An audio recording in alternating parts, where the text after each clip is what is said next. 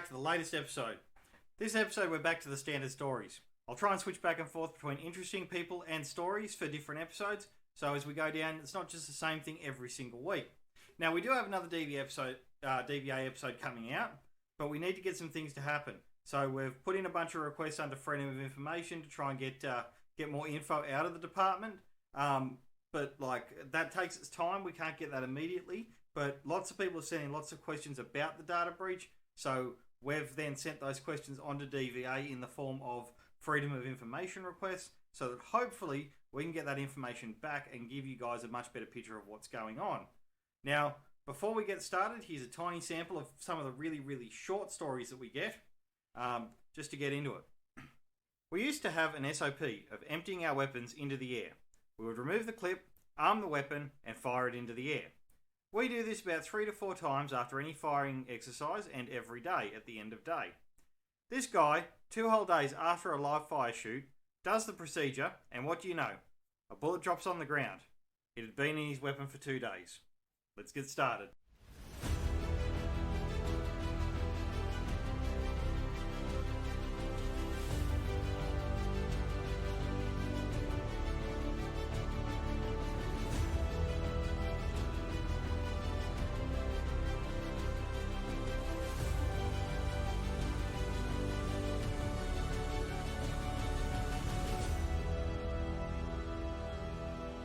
Okay, so our first episode today is from a Kevin that isn't very smart, along the lines of the intro story and from the same source. So there are 2 stories about him that go hand in hand. This guy, who through no fault of his own, wasn't very smart. He was so clumsy and frankly idiotic, he should have been medically discharged for an intellectual disability.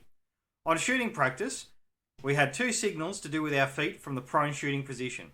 Left foot up meant your magazine was empty and you were waiting for further orders. But if you put your right foot up, that meant you had an issue, any sort of issue, which meant you would call for an officer in charge of the line. Now, right foot up could mean everything, including weapon malfunction with a live round in the chamber and the trigger pull. Now, Kevin has a live 7.62 round in the chamber, with a weapon not firing after the trigger was pressed. But instead of raising his right foot and waiting for assistance while holding the gun, in case it was a delayed action, he stands up with the weapon and then turns it towards the CO at a range of 5 metres. The CO drops to the ground, hands over his head, screaming to turn the weapon towards the targets and hold it there. Now, looking at this, we've all been in a range with some kind of numpty. I know that I have. But then again, thinking back on it, maybe I was a pogue, so maybe I was a bit more exposed to the fuckwits that didn't know what they were doing. Because it was always interesting to see certain people thinking, because they weren't a warfighter, they didn't need to pay attention to weapons drills. The weapon doesn't care if you're an enemy or a friend, whether you're a cook or cavalry. It's going to fuck your day up every which way. But at least as a truckie, I knew many truckies, QEs, even mechanics and stuff, that just their trade was the primary role they wanted to do in the military. They didn't actually care about the military per se, or being in the army, or fighting the war. They were there just to get their job done, or get the qualifications, experience and skills they needed out of high school to go further. So, although this guy might have been actually an idiot, we can't say that for certain, because some people they don't army or they don't military properly, because their heart's not in it. So this guy might be an idiot, but he could have just been, just didn't give a fuck. So let's keep going. My dad told me this story a while ago, so sorry about lack of detail and military terminology. I was not in the military. My dad was deployed to Iraq in 2003 as a satellite communication technician for the Air Force. I believe he was in Kuwait at some airbase. My dad and his buddy were in a tent joking around when a siren went off that usually means they're getting mortared. My dad put on his gas mask, CBRN gear, helmet, M4, and ran out of the tent to their kind of homemade bunker they'd built on the base, remembering this was early in the war. He described it as a little dugout that had poked out of the surface and had a roof, AC, and a firing slip. He remembers just getting inside the bunker when he heard what sounded like an F-16 shooting overhead and then pieces of debris falling all over the roof of the dugout. He described like it was raining fire. He sat crouched there for a while, and the siren eventually stopped. Once he got out of the bunker, he remembers bits of screws and what looked like a big O-ring cut in half laying in the sand. The day after, he got a phone call from, I don't know who, but I remember he was very important, and the man on the phone said that the Iraqis had fired a Scud missile at General Stanley A. Crystal's office, and that it was maybe 60 yards away from my dad's dad's dugout, and the sounds he heard was the Patriot Missile System firing 2 surface-to-air missiles at the Scud last second and getting a lucky shot on it. My dad actually didn't even know there was a Patriot right next to him, because it was one of those concrete T-walls just blocking him from seeing it. It was right next to the dugout with another unit. Who knows what would have happened if that Patriot wasn't there? General McChrystal and my dad probably wouldn't be here.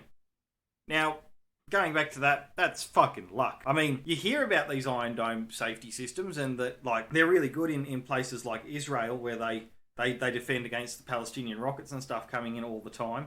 And they've been used pretty effectively in Ukraine against the Russian incoming stuff. But it's really, really interesting to actually read back and go, because when was this? It was 2003.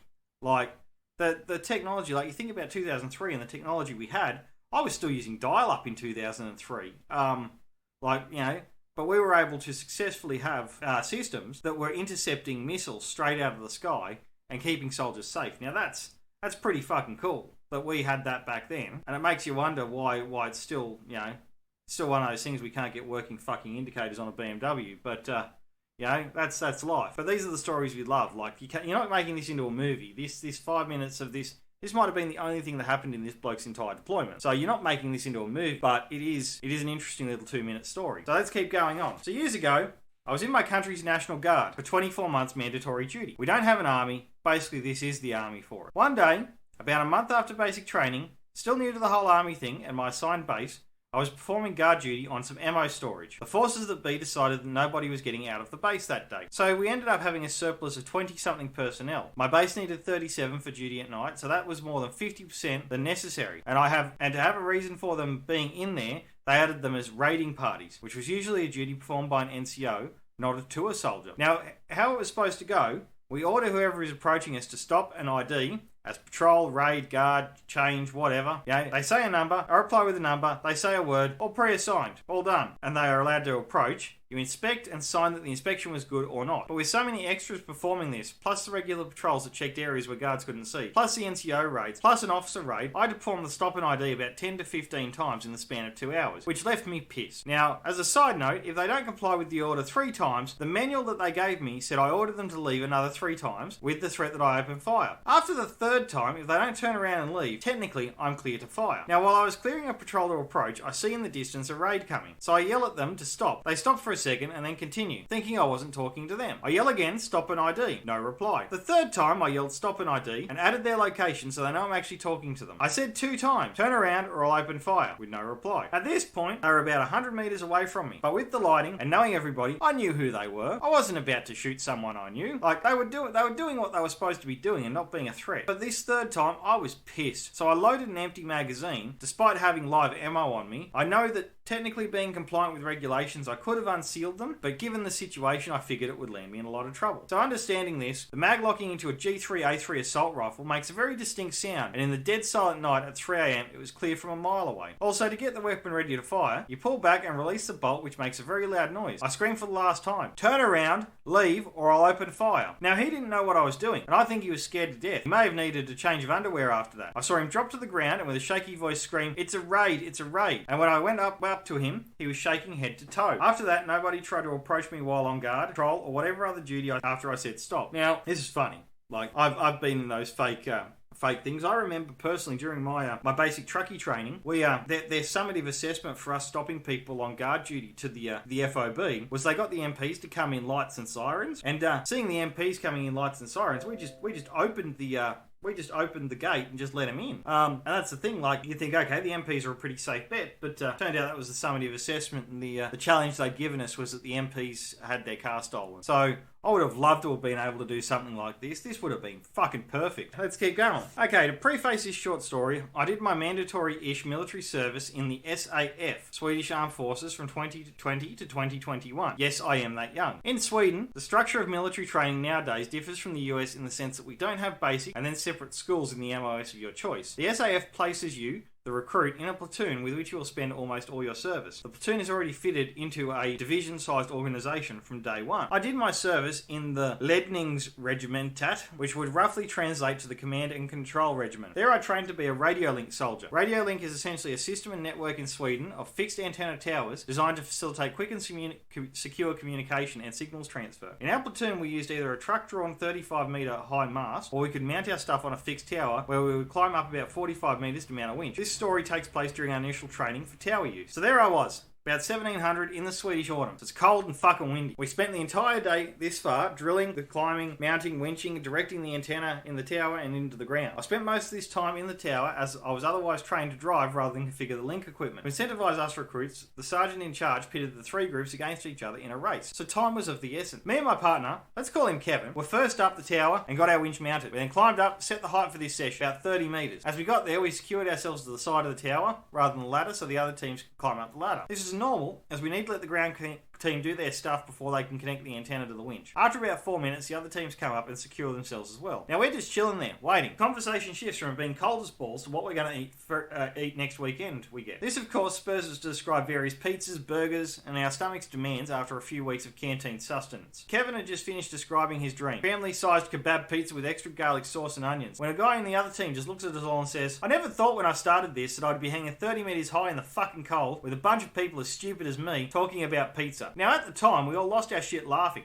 A few minutes later, the ground team had unfucked a winching cable that got tangled, so we got back to work. Now, this exchange stuck with me. I didn't stay in the army when my 11 months were up. Don't get me wrong, I loved most of it. And this short moment of calm and truly brain-dead conversation, several stories off the ground in a lightly moving tower, in what had been and continued to be a very hectic month of just repetition and learning, before we went to the Royal Palace to do our ceremonial week of duty. Now, that's a story that, I feel is very relatable.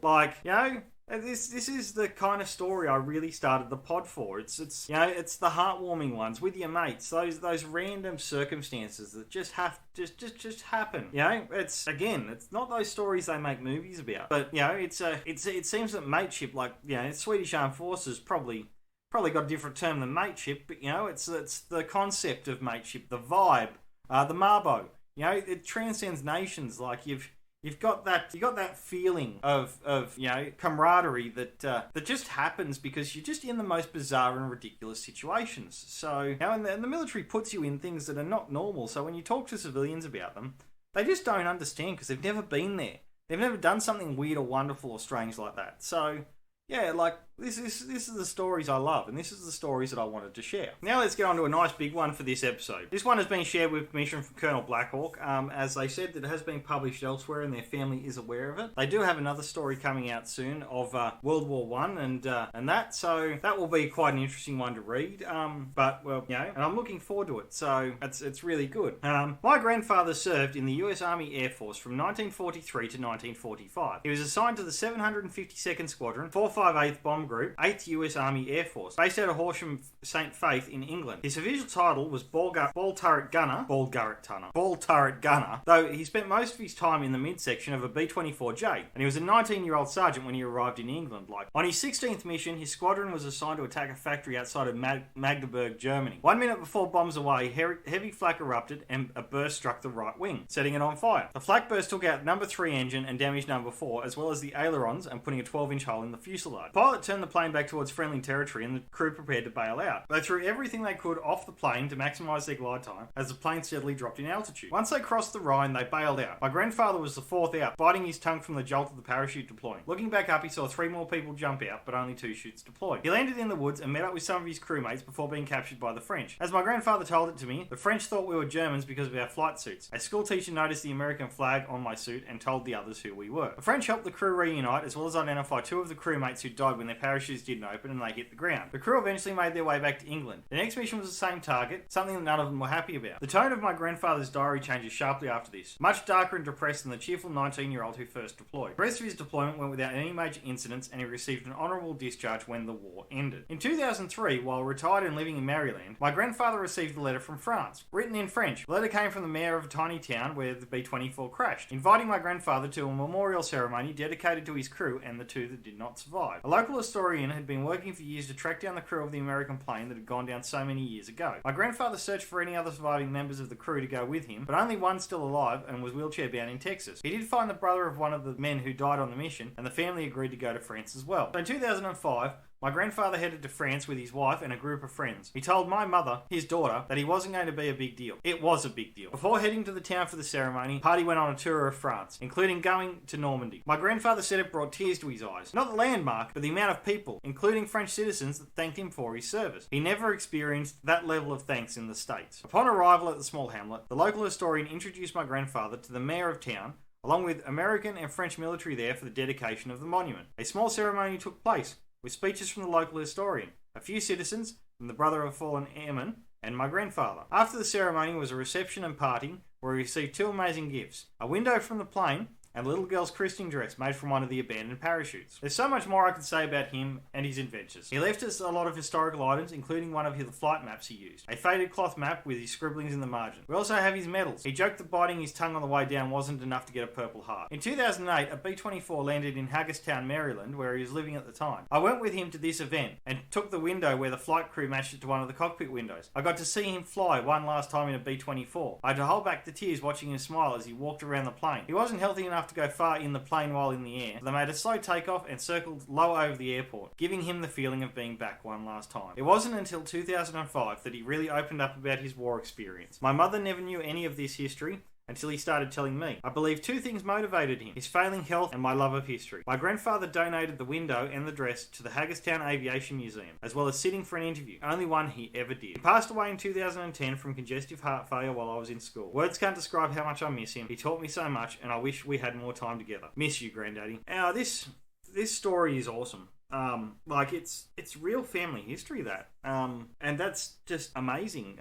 There's also I can't really say any more. Like, that story is so well put together, and thank you for sending that one in.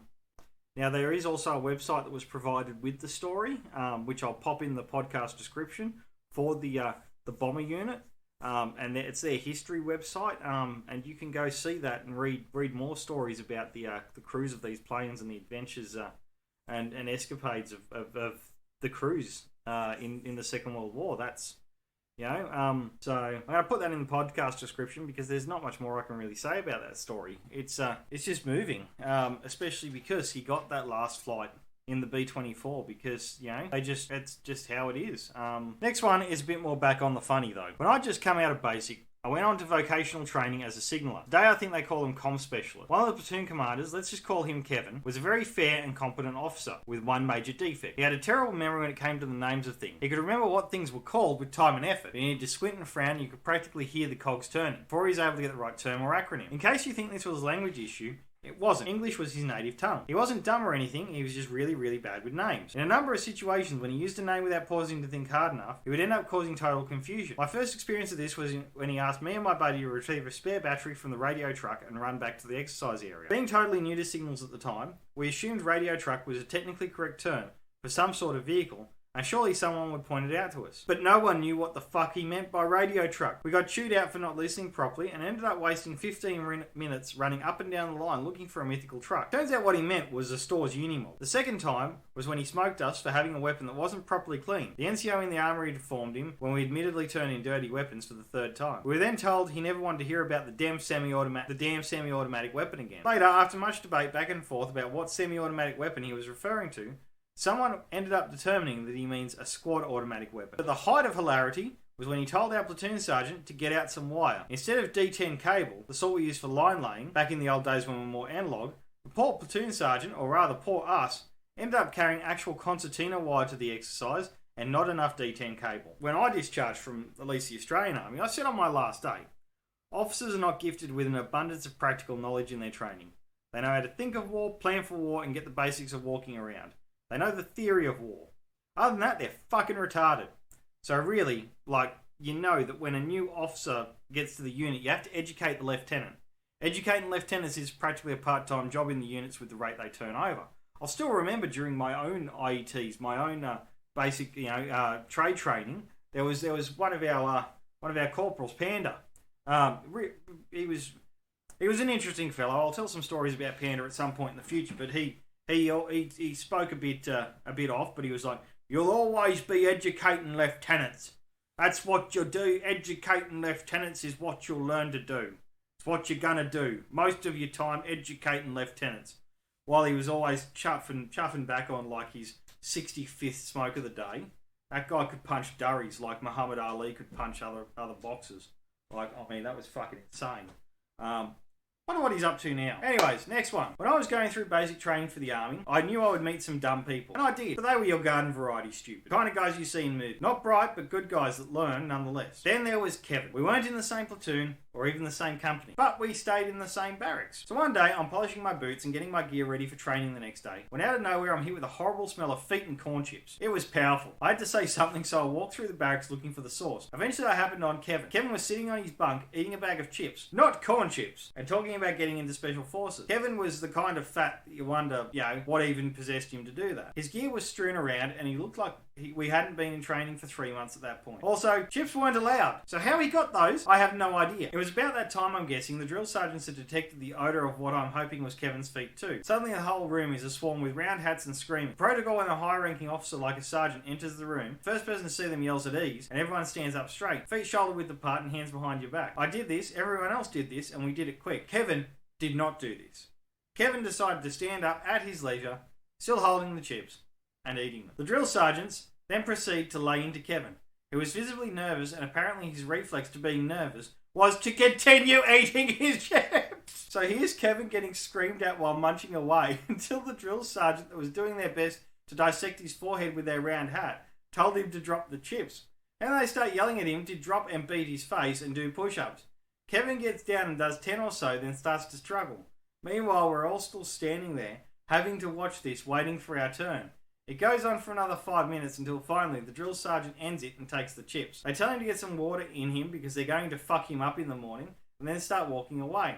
They tell us all to carry on, but Kevin decides that was the moment to ask for his chips back. The last drill sergeant then turns around and tries one last time to slice Kevin's head open with his hat, while yelling at him from kissing distance. It was ugly. The drill sergeant eventually got the impression that he got his point across, despite the fact that he didn't, and tells Kevin to put away his gear and leaves.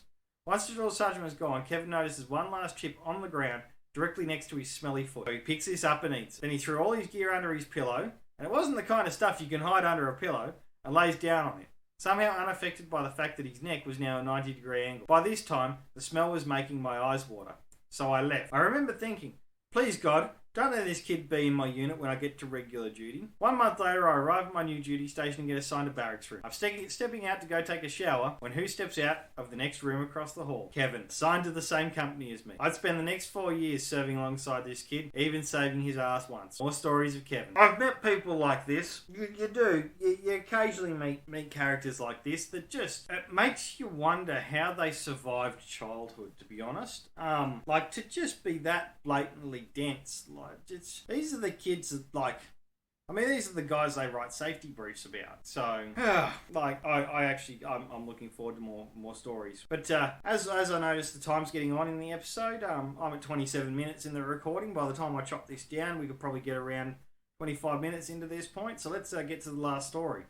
Now, being the end of the episode, we're going to talk about the end of someone's career. This happened towards the end of my enlistment. We conscript in my country. At the time, I was a signaller in the Air Force, and that particular year, signallers were a rare commodity. Don't ask me why, but my final year, signallers were like diamonds that units would fight like hell to keep. Anyway, my CO got a call from someone even higher up, insisting that he send one of his much-needed signallers to the Air Force School of all places. He was furious and pointed out that he needed to conduct actual exercises, and had a major one coming up the very next month. He was not about to use the signal storeman in the field. This was the last resort. But since he got overridden, he decides to play a game of his own, and sends me, 1 week out from clearing leave and completing my service, to the Air Force School. So I packed my stuff and get there on Monday. They orient me around the camp, they show me my bunk, they familiarise me with the ORBAT, routine orders, etc. At the end of the day, about lunchtime, they ask me if I have any questions. I do. I have 2 weeks leave and I need someone to sign off on it. To which I'm asked, what?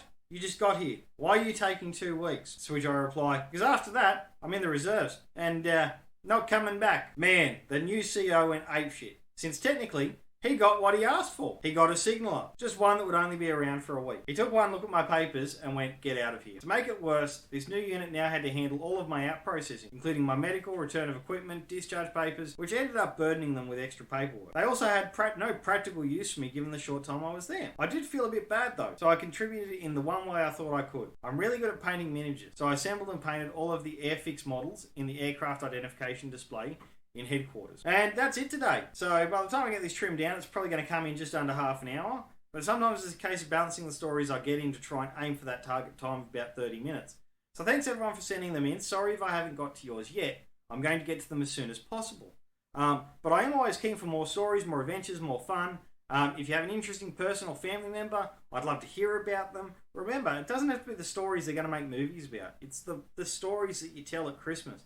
The stories you tell having a smoke on the back porch. It's the, what was the war like, Grandad? You know, those little short stories that you get. That's the ones we want to fill this podcast with. So send your stories into the storiesaboutkevinpodcast@gmail.com. Sorry, I'll phrase that. Storiesaboutkevinpodcast@gmail.com, and share the pod with your mates. Let's get them all listening. Get more stories in. Let's get this thing growing. I'm now starting to see hundreds of listens to every episode, every single week. Like, bang, Monday morning, Sydney time, 06:30. That's when I'm putting this out, guys. So let's listen to it on our way to work, guys. And let's get more stories in. Let's get that fun happening. And as always, thanks for listening.